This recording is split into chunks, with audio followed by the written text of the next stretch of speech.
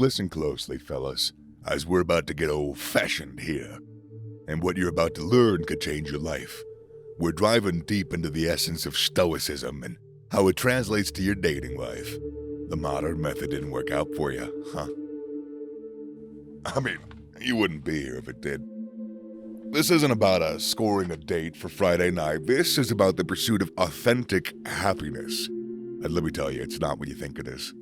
Stoicism, a philosophy from ancient Greece, can teach you how to approach women with confidence, with dignity and respect. But let me get one thing straight right now. I ain't here to deliver cheesy pickup lines, tricks, or gimmicks. This is real wisdom. And this is what will truly and honestly give you the keys to win for the long-term game. Chapter 1. Understanding the true nature of happiness. Stoicism is all about understanding the difference between pleasure and happiness. In the modern world we live in, you might think scoring a hot date or getting laid is the epitome of happiness. But Stoics would tell you that that is just pleasure, fleeting, temporary, gone in a puff of smoke. So what is happiness for a Stoic? It's virtue. It's living a good, ethical life. It's having a clear conscience when your head hits the pillow at night. And yes, this concept applies straight in the middle of your love life too. So, yeah. Whether you're deciding if you should ask a girl out, whether to take things further, the question isn't whether she's got a pretty face or a smoking hot bod. The question is, does this person align with my values? Is there potential for a meaningful connection that's more than just skin deep? You see, dating isn't just about what she can do for you, make you look good, satisfy your desires, or fill a void. It's also about what you can do for her. Will being with you enrich her life? Will your presence bring value? Will you bring up the important things, the stuff that helps you grow as individuals? In the Stoic view, the goal is to find a companion who brings out your virtues, someone who encourages you to be the best version of you. To live in agreement with nature, as the Stoics say, is to recognize that we are social animals. We need connections, but those powerful connections must be positive, beneficial, and virtuous. So, before you approach a woman, consider your intentions.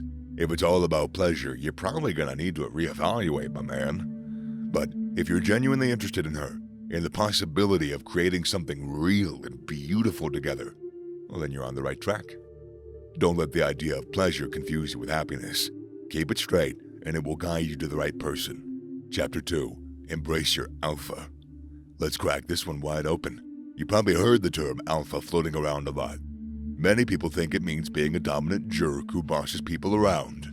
But that's not what we're talking about here. In the Stoic context, an alpha is somebody who's an expert in their own field. Someone who knows their stuff inside and out. Who doesn't just dabble in a bit of this and a bit of that.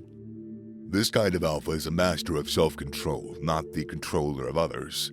The alpha I want you to become is the one who owns up to his actions, who has a firm grip on his impulses and fears. It's about dominating your lower instincts, being a master of your own self. No, it's not about showing off. It's about self-discipline. Fear is your biggest enemy in this game, especially when it comes to approaching women. But it's not just about women, is it? Admit it, you are scared of striking up a conversation with strangers in general, let alone a group of tough-looking bodybuilders at a bar. And that's completely normal. But the trick here is to realize that fear is a feeling. It can hurt you unless you let it. It's like a big, scary shadow that disappears when you shine a light on it. So, let's shine a light on your fear. Face it, and you'll find that it's really not as bad as you think. The most important thing to remember is that you, my friend, are of incredible virtue. You have something to offer that nobody else does. Your unique perspective, your passions, your virtues. This ain't some fluffy feel-good nonsense, it's just a fact. When you approach a woman, carry this confidence in your heart. Not a pompous, I'm better than everyone kind of way, but with a calm, composed demeanor that says, I know who I am, I like who I am, and I'm not afraid to show it. Chapter 3. The power of Stoic body language.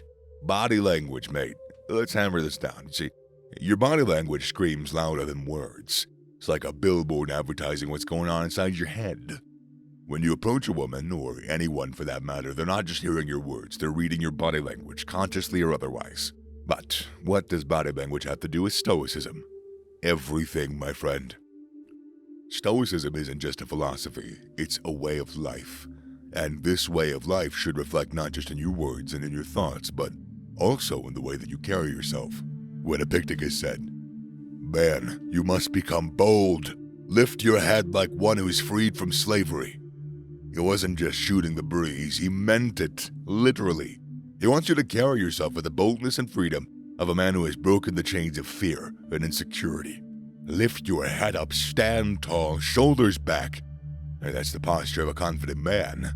A man who isn't afraid to face the world. You see, your body language can change the way you feel about yourself. When you carry yourself with confidence, you start to feel more confident. Whoa, it's a neat little trick that can help you take control of your emotions. And what if she rejects you? Does it mean you failed? No. You only fail when you let her rejection define your worth. Remember, her rejection is not in your control. It says nothing about you and everything about her. Does her rejection have any impact on your existence? Absolutely not. It's just a minor hiccup in the grand scheme of things, so don't let it get to you. Keep your head held high, maintain that confident body language, and move on. Chapter 4. The false dichotomy of desire and principle. Let's get real. You're a young dude. You are filled to the brim with hormones, semen, and desire. But you're also trying to be a good person, trying to live by certain principles. How do you balance these two? In Stoicism, the distinction's clear. Desire for physical pleasure is considered an evil, not because it's morally wrong, but because it's a distraction. It pulls you away from what truly matters.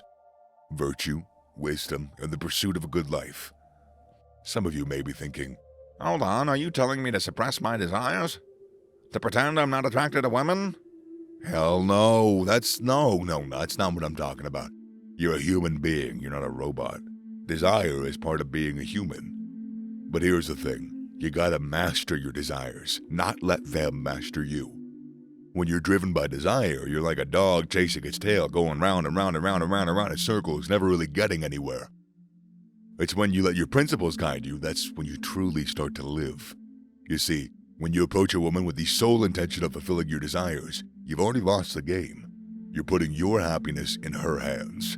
But when you approach with the intention to connect, to have a meaningful conversation, to potentially enrich her life and yours, that is when you win. Chapter 5. Renewing the combat. Overcoming fear and rejection.